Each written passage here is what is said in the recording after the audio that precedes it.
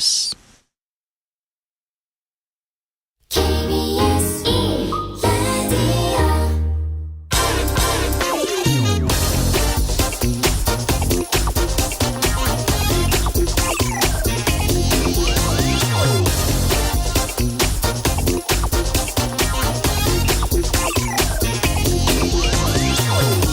LH 한국토지주택공사 부설연구원이 상반기 중에 미분양 문제가 심각해져서 이 LH가 미분양 주택 매입해줘야 한다는 이 정부와 시장의 요구가 커질 것이라는 보고서가 나왔습니다. 구체적으로 비수도권 지역의 준공 후 미분양부터 매입하고 매입 후에는 어떻게 활용할지 또 지역별 매입 물량 배분 계획을 수립해야 한다고 적시했습니다. 부채가 많은 LH의 재정 상황을 고려해서 이 정부가 조성한 국민주택기금을 활용해야 한다고 재원 조달 방안까지 제시했습니다. 미분양 이유는 분양가가 비싸기 때문입니다. 분양가 내리면 팔립니다. 그러나 시행사와 건설사들은 지금 이윤을 포기하지 않은 채 정부가 매입해달라고 조르고 있습니다. 지난해 말 LH가 서울의 미분양 아파트들을 고가로 매입해줬을 때 원희룡 국토부 장관은 이게 세금이 아닌 자기 돈이었다면 그 가격에 샀겠느냐 이렇게 말한 바 있습니다. 같은 일이 또 일어나선 안 됩니다. 안 팔리는 물건 때문에 기업이 망하는 건 시장 경제에서 흔한 일입니다. 부실한 기업이 망하고 건실한 기업들로 채워질 때 국가 경제도 건강해지는 법입니다. 네, 경제와 정의를 다잡는 홍반장, 저는 KBS 기자 홍사원입니다. 홍사원의 경제쇼 출발하겠습니다. 유튜브 오늘도 함께 갑시다.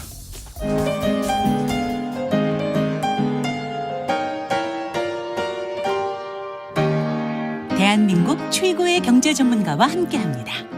믿을 만한 정보만 쉽고 정확하게 전해드립니다. 홍사원의 경제쇼. 네, 미국이 기준금리 또다시 인상하면서 우리나라와 미국의 기준금리 차이는 지금 22년 만에 가장 큰 폭으로 벌어졌습니다. 이번 금리 인상에 어떤 영향 줄지 오늘 좀 자세히 살펴보겠습니다. 김영익 서강대 경제대학원 교수 나오셨습니다. 안녕하세요. 안녕하십니까. 미국 그 연방준비제도가 기준금리를 0.25%포인트 올렸어요. 예. 이거 어떻게 해석해야 될까요? 뭐 애매합니다. 그러니까. 예. 예, 지금 금융은 상당히 불안하는데요. 예. 중앙은행의 가장 중요한 목표가 물가 안정이거든요. 예. 예, 그리고 또 고용 국대화인데 현재까지는 고용은 좋고 예. 물가가 목표 수준보다 높기 때문에 금리를 예. 인상할 수밖에 없었다. 예. 이렇게 이야기하고 있습니다. 그러면은 지금 물가 안정이 더 급하다 이렇게 판단을 했다고 봐야 되는 건가요? 그러면은? 예, 그렇습니다. 예. 그래서 뭐 이번에 연준이 금리 물가 이런 걸 전부 다시 정비했는데요. 예. 물가가 근원 PCE 물가라고 있거든요. 근원 개인 소비자 물가 지수인데요. 예. 이게 작년 12월에 올해 한 3.5% 성장할 것이다, 증가할 것이다 이렇게 봤는데 이번에 그 3.6%로 약간 올렸어요. 예. 물가가 불안하다는 거죠. 예. 그런데 경제 성장률은 0.5%에서 0.4%로 내렸습니다. 예. 경제는 나쁘지만은 물가 때문에 예. 어쩔 수 없이 금리를 인상할 수밖에 없었다. 예. 이렇게 지금 이야기하고 있습니다. 그래서 이번에 금리 인상이 당초에는 물가 때문에 한 0.5%포인트 올릴 것이다. 예. 예, 그런데 실리콘밸리 은행 등 뭐 금융 문제가 터지니까요. 예. 뭐 0.5%보다는 0.25% 올렸었습니다. 그런데 이번에 금리를 올리면서 예. 지금 미국 금융 시스템에 대한 의문이 많이 들고 있거든요. 얘들이 예. 정말 괜찮느냐. 그런데 연준 발표문 보니까 예. 금융 시스템은 건전하고 탄력적이다. 예. 이런 표현을 쓰면서도 예. 그다음에 계속 그 금리를 올리고 금융 시스템에 문제가 발생할 수 있으니까 예. 앞으로 소비 투자가 줄어들 수도 있다. 간접적으로 이런 이야기를 했습니다. 그럼 지금 그 0.25%포인트라는 게 네. 올리긴 올린 거지만은 원래 한 몇 주 전까지만 해도 0.5% 예. 경제지표들이 생각보다 안 좋으니까 예. 그리고 물가가 계속 오르니까 예. 0.5%포인트 빅스텝 올려야 된다고 다들 그렇게 생각했었잖아요. 예. 예. 그러다 은행들이 지금 그 위기로 몰리면서 지금 0.25 정도 그 전까지는 오히려 예. 금리 내려야 된다 이런 얘기도 예. 나왔었어요. 예. 예. 그러면 은행 만약 위기가 없었다면은 예. 지난주 그 은행 위기가 만약 없었다면은 예. 0.5%포인트 올렸어야 되는 겁니까 그러면은? 예, 물가를 고려하면 그렇게 올렸었어야 했는데요. 예. 예, 그런데 저는 뭐 0.25%포인트 올리는 게 이번에 잘했다. 제 개인적으로는 그렇게 생각하는데요. 아니 그래 은행 위기가 만약 없었다면은. 예. 은행 위기가 없었다면은 예. 뭐 0.50% 올렸을 것 같습니다. 왜냐하면 물가가 아직도 목표 수준보다 예. 훨씬 높고 그러니까 아직까지도 고용은 좋거든요. 예. 2월까지 아니, 말씀하십시오. 예, 2월까지 고용이 예. 발표됐는데요. 예, 예. 뭐 1월에도 50만 개, 2월에도 30만 개 이상 증가하면서 예. 고용도 좋고 물가도 오르니까요. 예. 이게 미국 연준의 통화정책 목표가 물가 안정하고 고용 극대화거든요. 그렇죠. 고용은 좋고 물가는 지금 상승률 낮아져도 6% 안팎이니까 예. 뭐 금리를 올릴 수밖에 없는 상황이죠. 현재 경제 상황 보면은요. 아니 그렇다면은 제가 이걸 왜 물어보냐면은 예. 이게 은행 위기가 지난주에 이렇게 막 무너지는 게 없었다면은 0.5%포인트 올리는 게 다들 그렇게 예상했었으니 그렇게 해야 된다고 했었으니까. 예. 그런데 이제 0.25%포인트로 약하게 올린 거는 미국 은행들이 진짜 그럼 문제가 있는 거 아닌가 아직도 이게 다 진화가 된 거 아닌 거 아닌가. 그렇죠. 문제가 있는 겁니까? 그럼 문제가 있죠. 옐런 재무장관은 이거 다 봉합됐다고 일단락됐다고 지금 말하는데 정리됐다고. 예, 그런데 은행은 금융회사는 신뢰가 가장 중요하거든요. 예. 얼마나 신뢰가 중요하냐면요. 제가 예. 학교 다니면서 금융경제학 시간에 배운 일인데요. 예.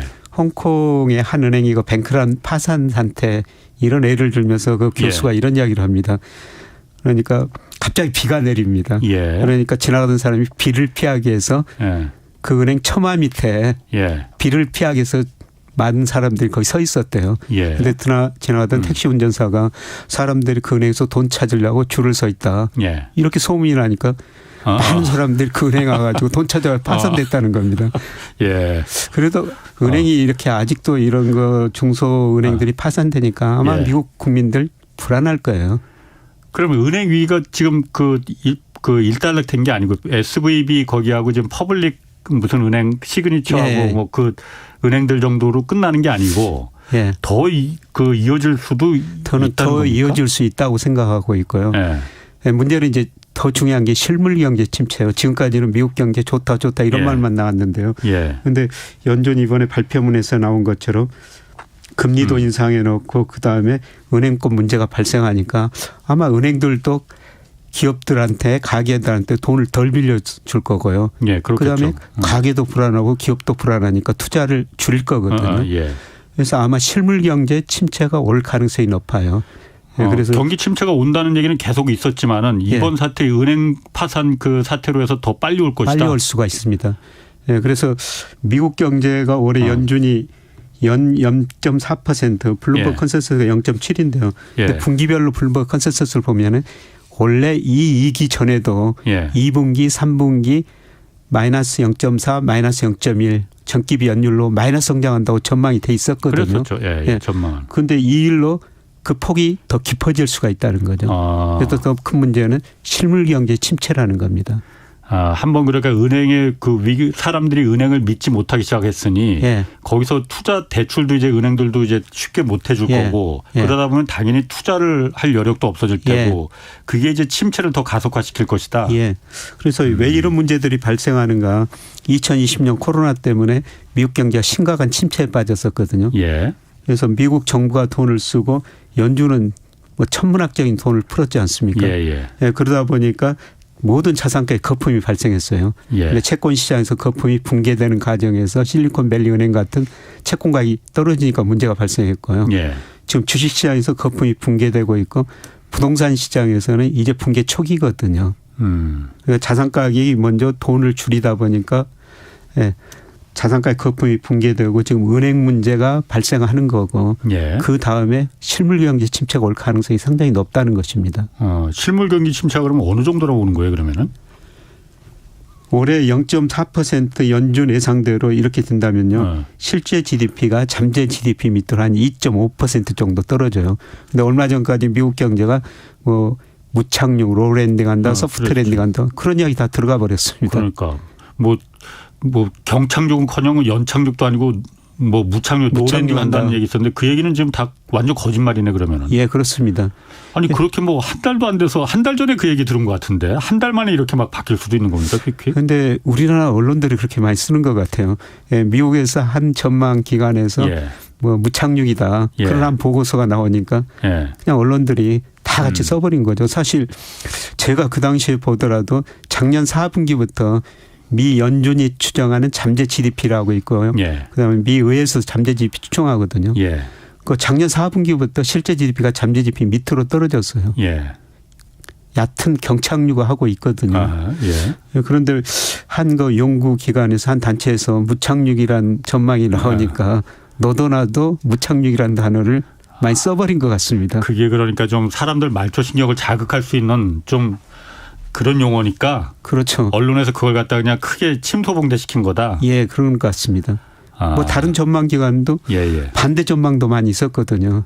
예, 그런데 무착륙이라는 단어가 참 보기 그렇죠. 드문 단어거든요. 혹하죠 사람들이. 예, 그런 단어가 나오니까 잘 팔리는 단어지 쉽게 말해서. 예.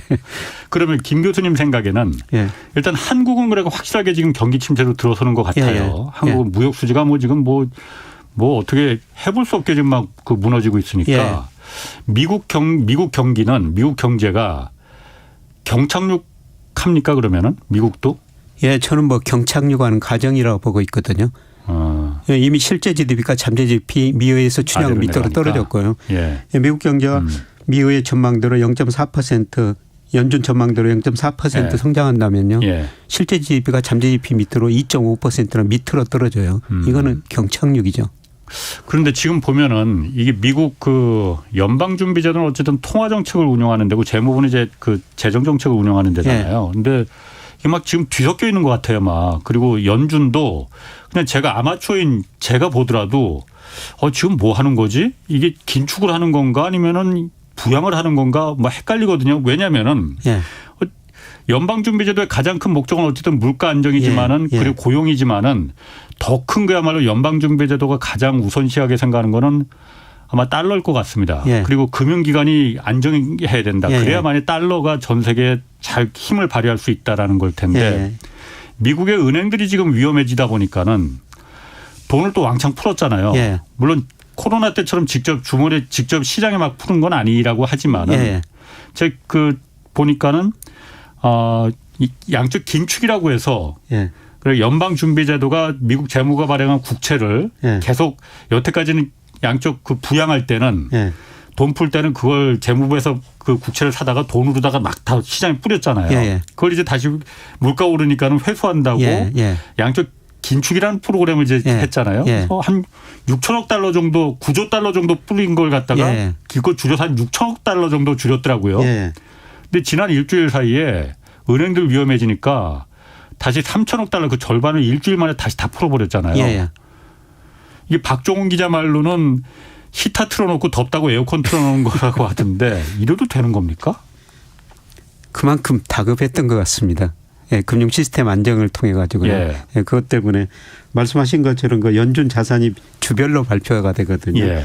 근데 3월 8일 날 보니까 8조 3,400억 달러 했었어요. 근데 일주일 후 15일 보니까 8조 6,400억 달러로 약 3천억 달러가 늘어나 버린 겁니다. 그러니까 그거는 미국 국채 보유량을 말하는 거죠, 그러니까. 국채나 모기 채권을 예. 연준이 은행에 가지고 있는 거를 은행에다 유동성을 공급해 주기 위해서 그렇죠. 사줬다는 겁니다. 다시 예. 돈을 은행에다 줬다는 것이죠. 예. 그럼 그게 옛날에 경기 부양할 때 양적 완화할 때 했던 거잖아요, 그게. 예, 그렇습니다. 그래서 지금 금리가 올리고 미국 물가 안정을 위해서 양쪽 축소를 해야 되는데 예. 지금 워낙 다급하니까. 아니 그러면은 당장 걱정되는 게 인플레거든요. 물가. 예. 물가는 그럼 돈을 풀면은 물가가 튀어오른다라고 다들 우리는 그 정도는 이제 보통 사람들도 알고 있거든요. 미국 물가가 지금 완전히 잡힌 게 아닌데 아직도 6%대잖아요. 6%. 그거 괜찮아요, 그러면은? 돈을 풀면 물가가 오르는 건 맞는데요. 예. 예, 그런데 물가를 결정하는 게 수요나 공급 측면에서 생각해 볼 수가 있거든요. 예. 그런데 우선 그 소비가 줄어들고 있습니다. 지금까지는 좋은데 앞으로 줄어들 가능성이 높은데요. 경기 침체가 되니까. 예, 미국 GDP 중에서 소비가 차지하는 비중이 71%나 되거든요. 예. 예, 그런데 작년에 미국 경제가 2.1% 성장했는데요. 예. 소비의 경제 성장 기여도가 1.9%포인트예요. 예. 그러니까 쉽게 말씀드려서 소비가 증가하지 않았다면 미국 경제 작년에 0.2% 성장했다는 거죠. 예. 예, 그런데 앞으로 소비가 감소할 수 있는 이유가 여러 가지가 있는데요. 예, 첫째로는 미국의 실질 가처분 소득이 정체 혹은 줄어들고 있어요. 물가는 올랐는데 임금이 그만큼 못 올랐죠. 쓸 수 있는 돈이 없어진다 예. 이거죠. 그리고 미국의 가계저축률이 작년에 연평균 3.7%인데요. 이게 2007년 글로벌 금융위기 바로 직전이었죠. 그때 3.4%였는데요. 그때 이후로 가계저축률이 가장 낮습니다. 가계저축률이 낮다는 거는 미국 사람들이 그동안 벌어놨던 돈 많이 써버렸다는 거죠. 갈수록 쓸 돈이 별로 없다는 겁니다. 예. 예, 그리고 주가가 작년 하반기부터 떨어졌죠. 집값도 떨어지니까 부가 줄어드는 거예요. 미국 금융 부가 한 10조 달러 줄어들었거든요. 예. 그러니까 소비할 돈이 부가 줄어드니까 심리도 위축되고 그렇지. 줄어들죠. 가난해진 것처럼 느껴지니까. 예, 그렇습니다. 예, 그리고 금리를 올린다고 바로 미국 가게들 소비를 줄인 게 아니라요. 제가 예. 시차 효과를 분석해 보니까 한 1년 정도 시차를 두고 소비를 많이 줄여요. 네. 근데 미국이 작년 3월부터 금리를 많이 올렸지 않습니까? 예, 예. 그래서 1년 정도 시차 효과를 고려하면은 아마 2분기부터 소비가 줄어들면서 마이너스 성장할 수가 있다는 거죠. 예. 그래서 블룸버그 컨센서스가 2분기 미국 경제가 마이너스 0.4% 성장이다. 예. 이렇게 마이너스 성장하는데요. 소비가 줄어들면은 물가가 좀 수요가 줄어드니까 안정될 수가 있죠. 그다음에 중요한 거는 공급 측면이에요. 예. 국제 유가가 작년 뭐 러시아 우크라이나 전쟁 터지고 나서 배럴당 120달러 WTI가요. 예, 그런데 최근에 70달러 밑으로도 떨어졌어요. 그렇죠. 예. 예, 미국 소비자 물가하고 유가 상승률 분석해 보니까요. 유가 상승률이 낮아지면 바로 다음 달에 예. 물가 상승률이 낮아지거든요. 그러니까 돈 풀어가지고 좀 물가를 자극할 수 있지만은 예. 소비가 줄어들고 유가 등 원자재가이 떨어지니까 예. 미국 물가 상승률은 이제 정도의 차이지 낮아질 가능성은 높습니다. 연방준비제도도 그러니까 그 정도로 봐서 지금 이 정도 그 공급망 사이트나 아니면 소비가 줄어드는 거로 봐서는 지금 은행들 다 무너지게 생겼는데 이 정도는 돈 풀어도 3천억 달러면 한 400조 정도 돼요. 예, 우리 돈 400조 원, 400조 원 정도는 풀어도 물가에 이게 영향을 올리지는 않겠네 이렇게 판단을 했다 이거군요. 예, 그렇습니다. 근데 예상보다 또 물가가 높으면은 예. 뭐 다시 줄이겠죠. 아. 예, 그래서 지금 또 최근 데이터가 나와야 되는데 예. 다음 주 초에 가면 또 최근 데이터가 나오거든요. 그렇군요. 그때 데이터를 보면서 한번 판단해 봐야 되겠을 것 같습니다. 그 연방준비제도 파월 의장이 예. 지금 이번에 이제 금리 0.25% 올리면서 올해 안에 뭐 자꾸 누가 뭐 언론에서도 그렇고 뭐 시장에서도 그렇고 금리 인하 얘기하는데 금리 인하 없다 딱 못 박아버렸거든요. 예. 근데 뭐 사실 이것도 가봐야지 하도 많이 바뀌어갖고 또 모르겠습니다. 예. 그런데 다음 주에 또 어떻게 바뀔지 모르겠긴 하겠지만은 예. 금리 인하 없다고 이렇게 못 박아버린 거는 사실 이 말로만 보면은 아까 김 교수님은 미국의 경기 침체가 이제 경착륙으로 올까 뭐 노랜딩 이런 건 다 이제 헛소리고 예. 경착륙할 가능성이 높다고 했는데 예. 금리 인하 올해 아예 없다 이렇게 못 박아버린 거로 봐서는 경기 침체가 그렇게 크지 않다 이걸 자신하는 거 아닌가 그런 뉘앙스를 담고 있는 거 아닌가 그렇게 들리거든요. 예. 그런데 제가 보기에는요. 예. 근데 시장에서는 7월부터 금리를 인하할 것이다. 그러니까 선물 시장 보면은 예. 시장하고 연준의 견해가 지금 파월 연준 의장의 견해가 많이 다르죠. 예. 근데 그거는 결국 2분기 들어가면서 소비가 어떻게 되고 고용이 어떻게 되느냐. 예. 예, 그런데 전 레리 서머스 미 재무장관 하버드 총장도 하신 분이 있거든요. 요즘 핫합니다 그분. 예. 이분이 최근에 고용 데이터를 보면서 참 헷갈린다. 자기도 모르겠다. 그러면서도 그러면서도 미국 경제가 갑자기 멈출 수 있다. 서든 스탑이라는 단어를 사용했더라고요. 예, 그러니까 2분기부터 소비가 줄어들면은 기업 매출이 줄어들죠. 예. 기업 매출이 줄어들면 기업 CEO들 최고 경영자들이 내가 일자리를 너무 많이 만들어놨구나. 예. 갑자기 줄여버릴 수가 있다는 겁니다. 미국은 고용이 정말 탄력적이거든요. 그렇죠. 예. 그래서 2020년 코로나 때문에 미국 소비가 급격히 위축되니까요. 예. 2020년 3, 4월 달에 미국 기업들이 2천만 개 일자리를 줄여버립니다. 예. 10년 동안 늘었던 일자리를 단 2달 사이에 줄여버린 나라가 미국이거든요. 예. 그러니까 소비가 줄어들고 기업 매출이 줄어들면 고용을 갑자기 줄여버릴 수가 있다는 거죠. 예, 그래서 아마 2분기 가면서 소비 고용 지표가 연준의 생각이 옳은가 시장의 생각이 옳은가 그때 가서 나타날 텐데 예, 저는 뭐 시장이 오리라고 보고 있습니다. 특히 그 달러 지수가 작년 9월에 선진국 통화 지수 보통 달러 인덱스라고 그러는데요. 예. 그게 114까지 갔다가 최근에 100일 근처까지 떨어졌다가 고용지표 좋으니까 105까지 떨어졌는데요. 그런데 예. 이번에 미국이 금리를 인상했음에도 불구하고 그러니까. 달러 지수가 더 떨어졌거든요. 예. 예, 그거는 외환시장이 기대하기는 미국이란 경제가 5% 금리하에서 견딜 수 없을 것이다.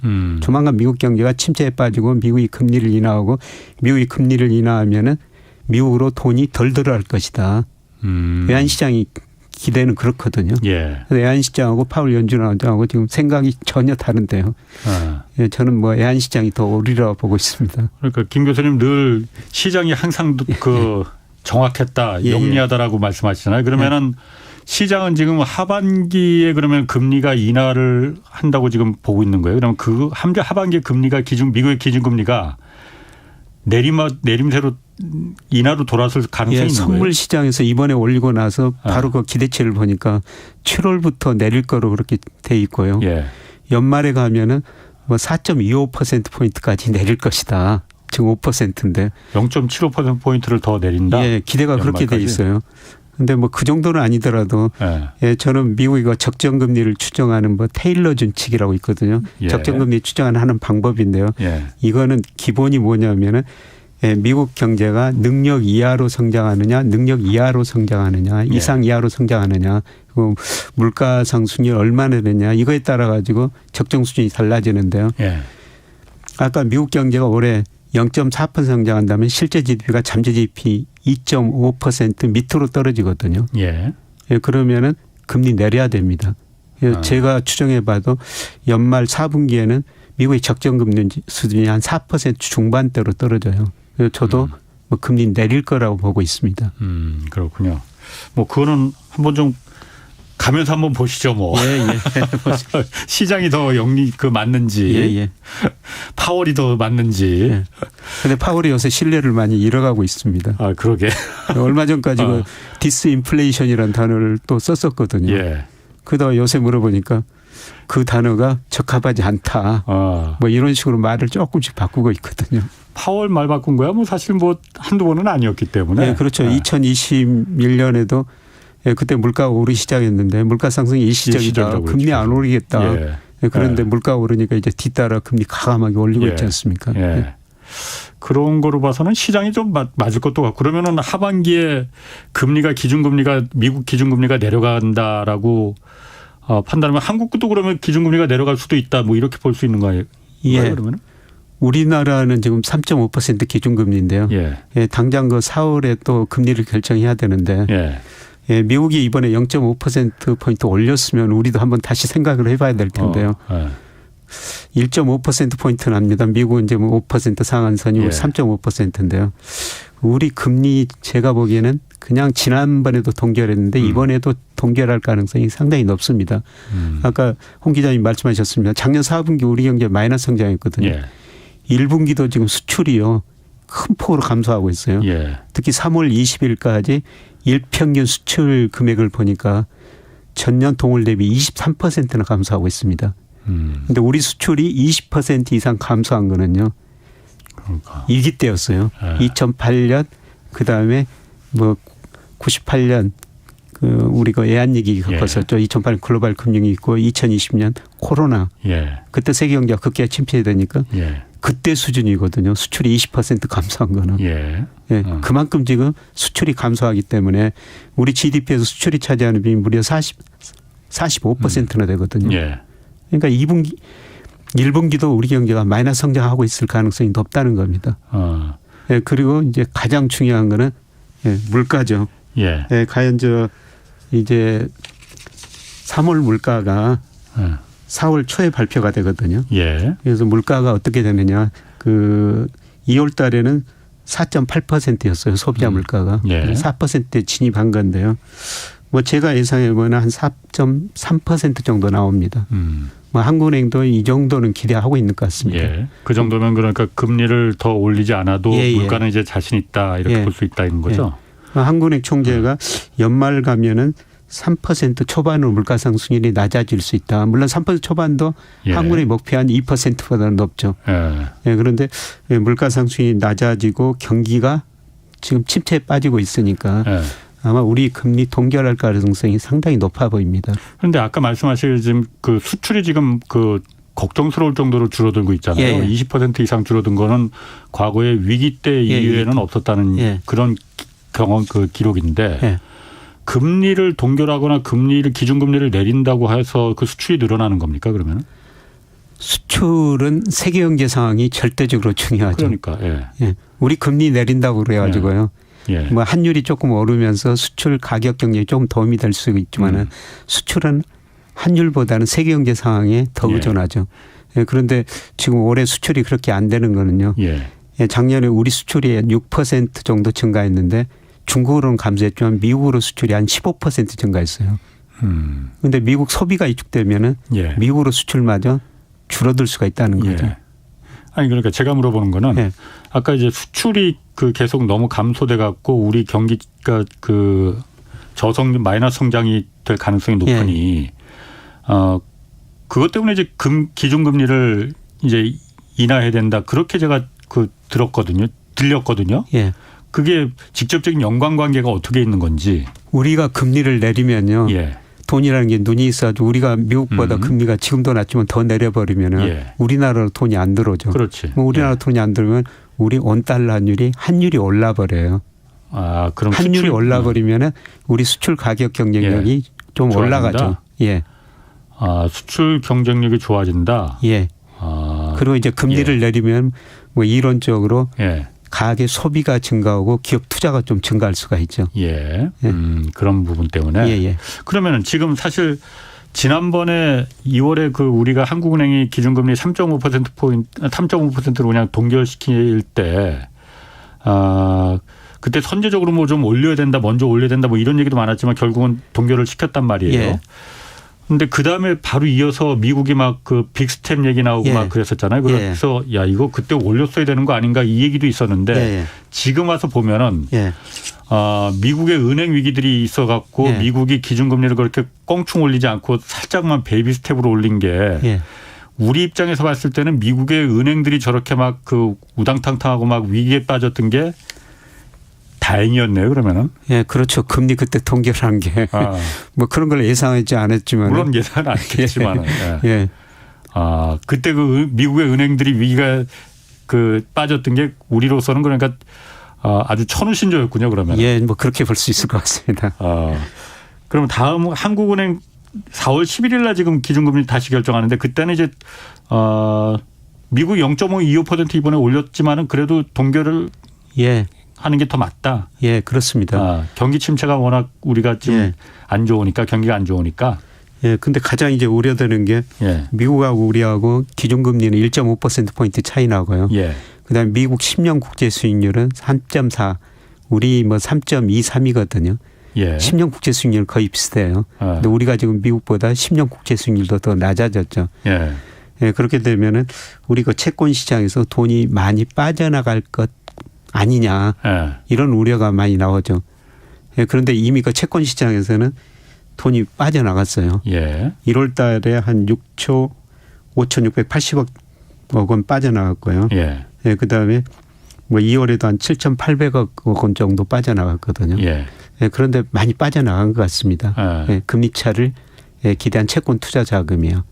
그러면 그게 기준금리 차로 인해서 그 10년물 국채 그 차이도 벌어진 거기 때문에 그렇게 빠져나가는 거예요, 그러면은? 예, 그렇습니다. 우리 금리가 미국 금리보다 더 낮으니까 뭐 세계 투자자들이 미국 국가 신용 등급이 우리보다는 더 높거든요. 그렇죠. 그러니까 미국 국채 수익률이 우리나라보다 더 높으니까 세계적인 채권 투자자들이 우리나라 국채 안 사고 그 돈 가지고 미국 국채 사는 게 더 낫죠. 우리나라에 투자했던 달러 빼서 그러니까 미국으로 가서 미국 국채 사더라. 예, 일부는 아마 그러면서 채권 시장에서 돈이 많이 빠져나간 것 같습니다. 그게 그러면은 그 1.5%포인트로 이제 그 결정이 된 거잖아요. 그러니까 예, 한국하고 미국과의 기준금리 차이가 예, 예. 정부나 그러니까 그 한국은행에서는 이 정도 그 과거에도 1.5% 포인트가 난 적이 있었어요. 2000년도에 예. 그때도 그렇게 뭐 그렇게 외국인 자금들이 다 우려스러울 정도로 다 빠져나가지는 않았다. 그 한국에 있는 자금, 외국인 자금들이 빠져나가는 게 꼭 금리 차만 보고 빠져나가는 건 아니니까. 그렇죠. 한국의 경제 펀더멘털이 예, 펀더멘털 여기서 거죠. 돈을 더 벌 수 있는 환경이 되면 당연히 예. 금리 차가 한국이 낮더라도 여기서 투자를 하는 게 뭐 예. 배당이나 뭐 그 시세 차익을 벌어서라도 더 예. 여기 날 텐데 예. 지금은 1.5% 차이가 났고 펀더멘털이 한국이 미국보다 그럼 좋으냐? 그렇지도 않은 것 같은데 예. 이거 걱정 안 해도 되는 건지 예. 이 정도 금리 차이를. 근데 그동안 이번 달에는 주식시장에서 돈이 좀 빠져나갔습니다. 1, 예. 2월 달에는 주식시장으로는 외국인 자금들이 많이 들어왔었어요. 예. 예. 그런데 앞으로도 그 채권 시장에서 돈이 더 많이 빠져나갈 것인가. 예. 그런데 외국인들이 우리 주식 약 27% 가지고 있고요. 예. 외국인 자금 중에서 미국계 자금이 40%가 약간 넘어요. 예. 그런데 채권 시장은 전혀 다릅니다. 예. 채권 시장에서 외국인들이 우리나라 채권을 상장 채권을 한 9% 정도 가지고 있는데요. 예. 예, 그런데 아시아계 자금이 46%나 돼요. 예. 우리 채권은 미국이 가지고 있는 게 아니라 아시아계 자금이 46%고 유럽계 자금이 30%, 76%를 아시아 유럽계 자금이 가지고 있거든요. 예. 그래서 미국계 자금은 우리 채권 시장이 별로 안 들어와 있다는 거죠. 아시아 자금은 중국 자금일 겁니다. 예. 이건 구체적으로 국가별로는 발표가 안 되는데요. 예. 아마 중국 자금이 우리나라에 많이 들어와 있을 겁니다. 그런데 예. 중국이 계속 미국 국채를 팔고 있어요. 그렇죠. 예. 그 돈 가지고 일부 우리 국채 늘리고 있다고 봐도 지나치지는 않을 것 같습니다. 예. 중국이 왜 한국 국채를 미국 국채를 팔면서 왜 한국 국채를 왜 삽니까?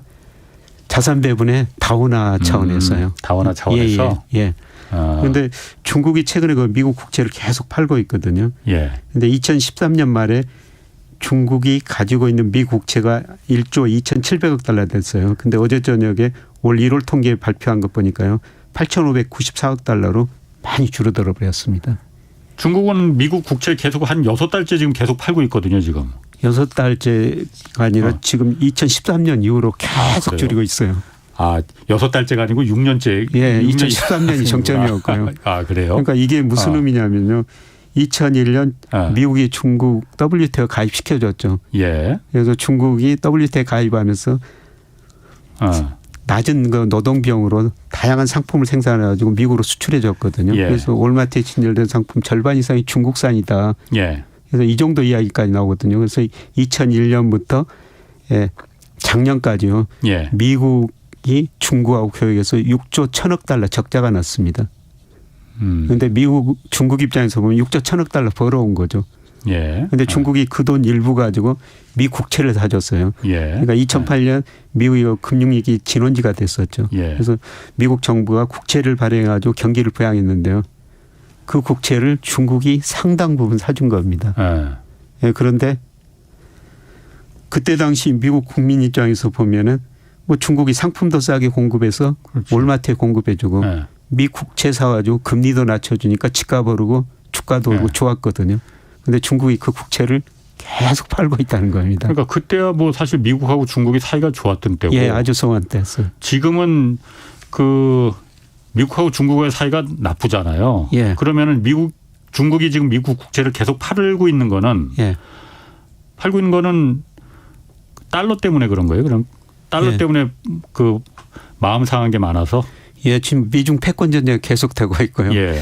예, 중국도 장기적으로는 위안화 기축 통화를 추구하고 있거든요. 아주 먼 일입니다만은. 예. 그러면 어떻든 달러를 좀 흔들어야 된다는 거죠. 그래서 중국이 미 국채 팔아가지고 뭘 사는가 봤더니 금을 계속 사고 있어요. 금. 예. 아까 한국 국채도 많이 산다고 했지만은 금도 많이 사더라. 금을 더 많이 사고 있습니다. 금은 왜 삽니까 그러면? 달러 팔고 예, 금이라는 게 달러 가치가 떨어지면 금값이 상대적으로 오르거든요. 반대죠. 예. 장기적으로 제가 뭐 금값을 결정하는 요소 보니까 달러 가치가 뭐 다른 요인도 있지만은 1% 하락하면은 금값은 1% 올라가는 거예요. 예. 중국 입장에서는 장기적으로 달러 가치가 오르고 금값은 상대적으로 오를 수가 있고요. 예. 금을 많이 보유하고 있어야지 또 글로벌 금융시장이 불안하면은 상대적으로 유리한 입장이거든요. 그런데 중국 지금 금 보유량이요. 외환 보유액 중에서 작년 말에 3.5%예요. 예. 이게 유럽 중앙은행은 뭐 60, 70%각 국가별로 상황이 다르지만은 중국 외환 보유액 중에서 지금 금 보유량이 3.5%밖에 안 된다는 겁니다. 굉장히 작네 그러면은. 예, 계속 늘릴 거예요. 미 국채 팔고. 예. 뭐 아까 유럽이 그러니까 한 60% 된다고 하셨어요. 금 보유량이. 그거에 비해서 중국이 3.5 비율이 외환 보유량에 비해서. 그럼 절대량은 그러니까 굉장히 많겠네요 그러면은. 그 유럽 중앙은행은 외환 보유액 중에서 금 보유 비율이 60%라는 겁니다. 그런데 중국은 지금 3.5%밖에 안 되는데요. 그러니까 비율 외환 보유액 비율 대비 3.5%지만은 중국이 외환 보유액이 굉장히 클 거 아니에요. 3조 한 2천억 달러 정도. 그럼 됐죠. 금 보유량은 절대량은 무시 못할 정도로 클 거 아니에요. 그러면. 중국이 한 2,100톤 정도 금을 보유하고 있어요. 그럼 제가 그걸 왜 물어보냐면은 금값과 달러 가치는 반비례하잖아요. 금값이 올라가면 달러 가치는 떨어지잖아요. 그럼 중국이 금을 계속 미국 국채를 내다 팔고 금을 갖다 대신 사는 이유 중에 하나가 달러가 이제 목적도 있다고 하셨잖아요.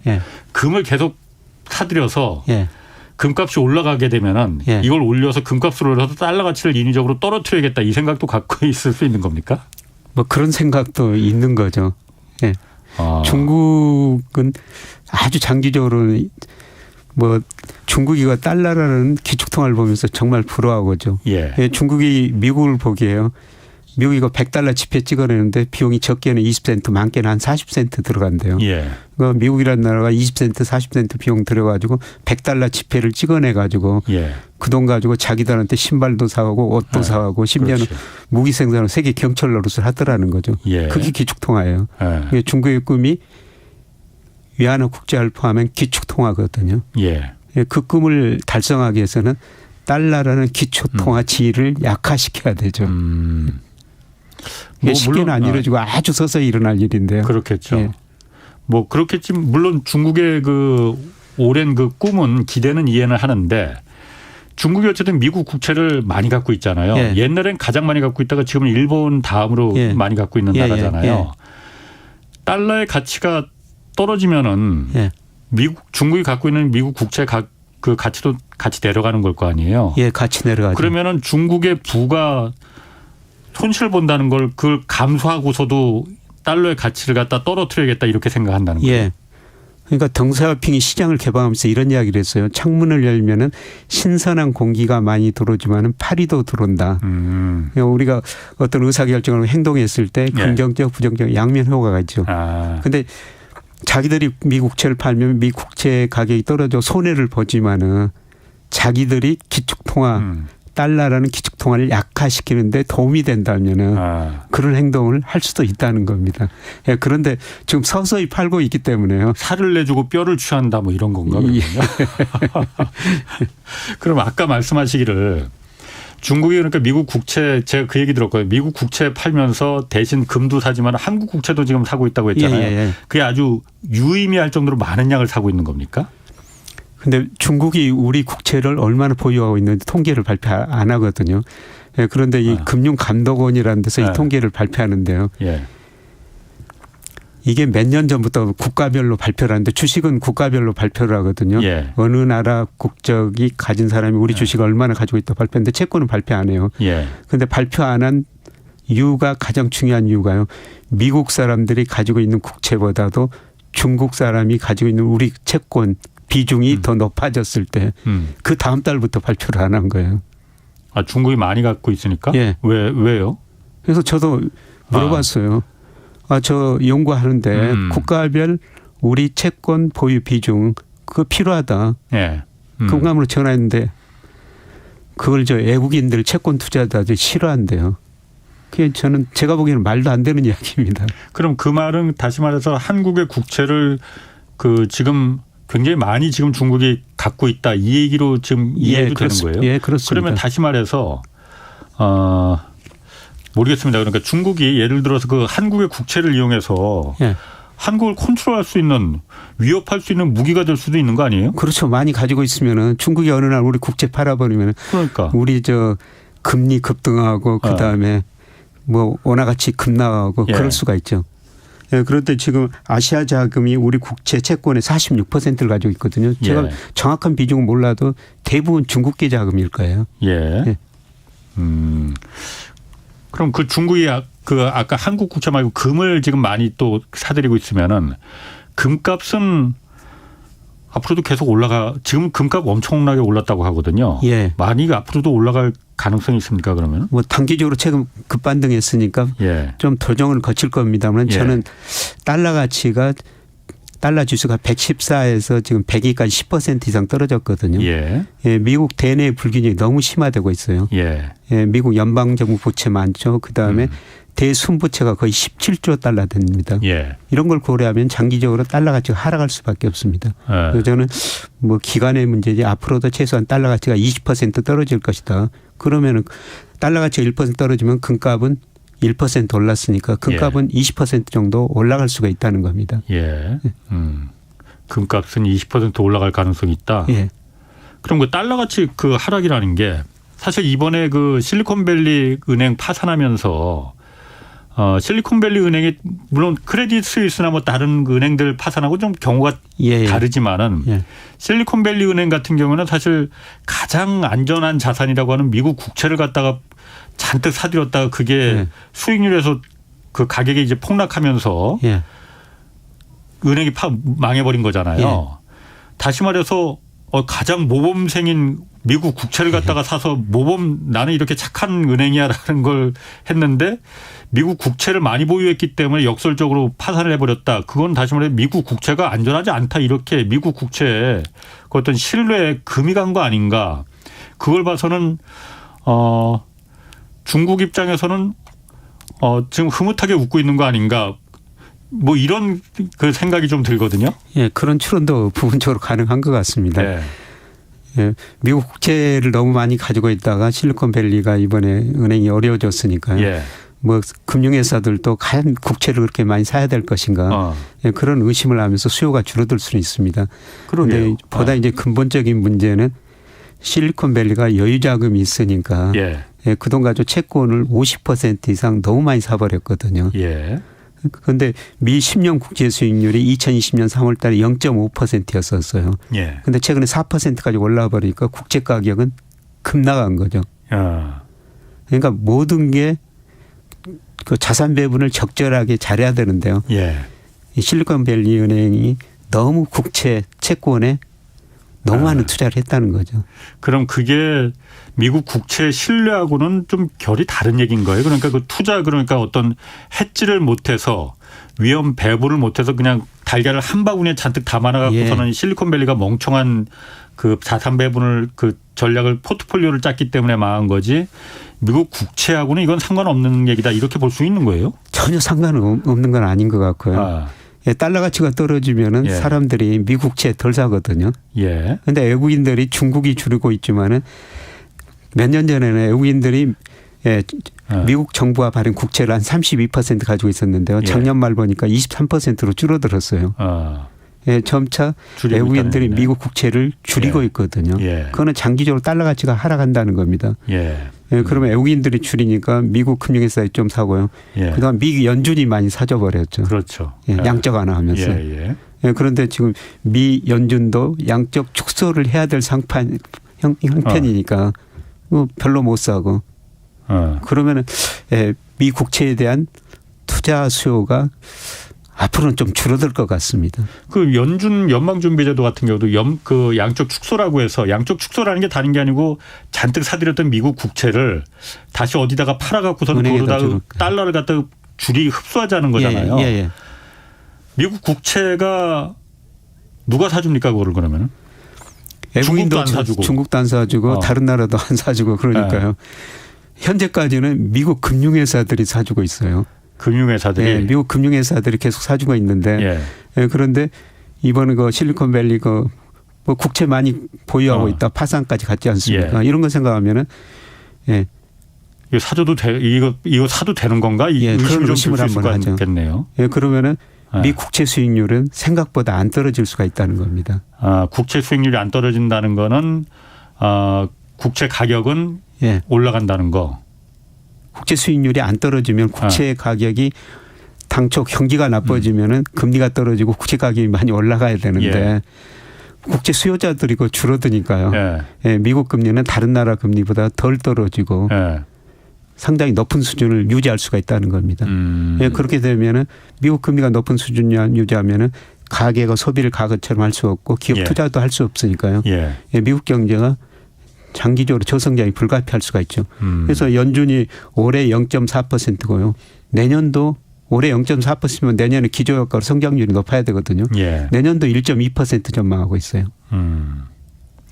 미국이 그 원달러 환율 한번 좀 보면은 예. 뭐 시간이 얼마 없지만은 원달러 환율이 어저께는 한 30원 가까이 원달러 환율이 올랐거든요. 예. 근데 오늘은 또 한 10원 가까이 또 내려갔어요. 예. 아니 그래 올라갔어. 예. 그러니까 어제는 30원 가까이 내려갔고 예.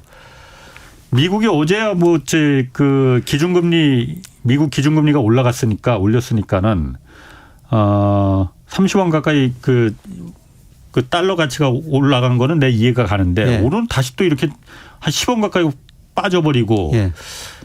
왜 이렇게 그냥 오르락 변동폭이 이렇게 큰 겁니까? 예. 그만큼 좀 미래가 불확실하다는 건데요. 예. 예. 그런데 미 연준이 원래는 계속 그 원화 가치가 떨어져야 되는 게 맞는 거 아니에요? 그러니까 달러 가치가 올라가고 미국이 예, 미국 기준금리를 금리를 올렸으니까. 올려면 달러 가치가 올라가 있었는데요. 그런데 예. 미국이 금리를 인상하는 날 오히려 달러 가치가 떨어져 버렸거든요. 예. 그거는 아까 애한시장이 기대하는 거는 미국이 이제 금리 올릴 만큼 올렸다. 더 이상 못 올리고 예, 나중에 금리를 내릴 것이다. 그래서 예. 달러 가치가 떨어지니까 예. 어제 그 원화 가치는 상대적으로 많이 올랐죠. 그런데 그걸 반영한 거다. 예, 어제 하루에 뭐 너무 큰 폭으로 떨어졌죠. 예. 이거 수요 공급에 따라서 결정되는데 어제는 심리가 한쪽으로 좀 몰렸던 것 같습니다. 어제 너무 많이 떨어져서 그럼 오늘은 예. 조금 좀 오늘은 보상이 된 거구나 이거군요. 예. 그런데 이제 문제는 저는 장기적으로 달러 가치는 하락하고 예. 상대적으로 원화 가치는 오를 수 있다. 예. 예, 미국 경제 지금 대내 불균형이 너무 심화됐다. 예. 예. 그럼 원달러 환율이 한 어느 정도까지 지금 김 교수님은 그럼 지금 한 1,300원 거기서 왔다 갔다 하거든요. 예. 어느 정도로 지금 그럼 간다고 보십니까? 뭐 당분간 1,300원 안팎에서 움직일 텐데요. 예. 예, 저는 시간이 갈수록 1,150원, 뭐 1,100원 근접에 가는 과정이 장기적으로 예, 진행되리라 보고 있고요. 더 내려갈 거다. 예, 예. 그래서 아마 4, 5월 가면은 예. 예, 지난번에 그 1,220원까지 2월 2일 날 떨어졌다가 지금 다시 1,300원 이상으로 올랐는데요. 예. 뭐 그 비슷한 수준까지 다시 떨어질 거로 보고 있습니다. 아니 그런데 지금 사실 그 다른 나라는 몰라도 달러 인덱스는 지금 계속 떨어지고 한 102까지 지금 102 정도까지 지금 예. 내려가긴 했는데 우리나라 같은 경우에는 지금 그 무역 수지가 거의 1년 넘게 지금 계속되면서 예. 들어오는 돈보다 나가는 돈이 더 많다는 얘기잖아요. 그러니까 예. 달러가 상시적으로 부족해지는 상태가 됐다는 거잖아요. 예. 그러면은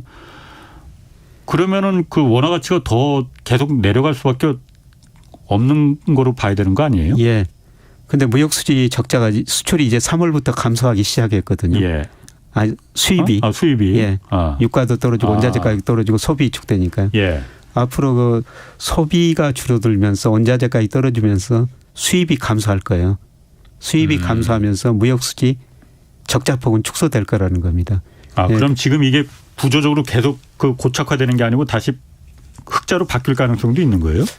뭐 올해까지는 흑자 이룰 수는 없는데요. 예. 뭐 내년부터는 저는 흑자 돌아서리라 보고 있고요. 예. 그다음에 중요한 거는 뭐 1월 달에 경상수지 적자 났고 아마 2월에도 적자 날 텐데요. 예. 경상수지는 연간으로 보면은 200억 달러 이상 흑자 날 거라는 겁니다. 뭐 물론 정부에서도 그렇게 그 발표는 하고 있어요. 예, 그거는 예.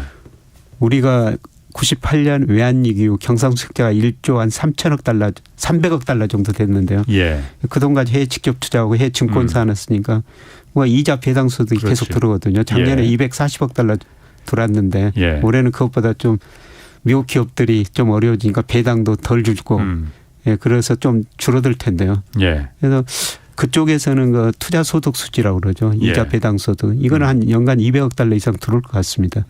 예, 그래서 경상수지는 계속 흑자다. 예. 규모는 축소됐지만은 이것들이 환율 안정에 어느 정도 기여하고요. 예, 그다음에 환율이라는 건 늘 상대적이에요. 예. 우리 경제 보면은 제가 전망한 환율이 이렇게 많이 떨어질 이유는 없어요. 근데 달러 가치가 떨어지면은 상대적으로 우리 원달러 환율은 미 달러로 표시되니까 달러 가치가 떨어지면 상대적으로 원화 가치는 올라갈 수 있다는 겁니다. 그렇군요. 알겠습니다. 김 교수님 내일 주말 경제 슈플러스에서 요 얘기 그리고 한국 경제 현재 문제점 조금 더 자세히 좀 한번 좀 예. 풀어보겠습니다. 자, 고맙습니다. 지금까지 김영익 서강대 경제대학원 교수였습니다. 자, 홍사원의 경제쇼였습니다. 뉴스는